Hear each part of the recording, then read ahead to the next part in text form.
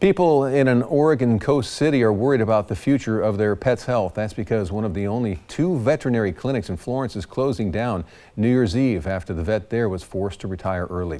Reporter Noah Chavez spoke with the clinic and concerned pet owners.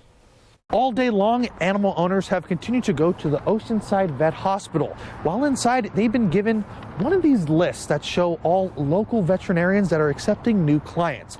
Unfortunately, none of them are near Florence. We're going to close the doors on the 31st of December. The reason behind the closure is because Dr. John Bachman had to retire early following a medical emergency. This came as Dr. Bachman was trying to find a successor for the clinic, but currently there are no takers. The other clinic is not taking new pets, they're full, and so it's going to be a very big hole in the community. It's worrisome.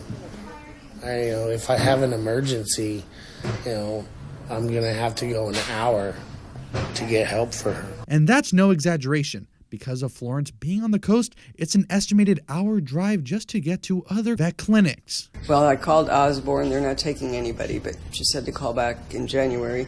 I called Reedsport, left a message. I'm going to try Newport. And I guess the next step will be Veneta. Well, I understand why, but it's saddening because there's only one other place in town to go.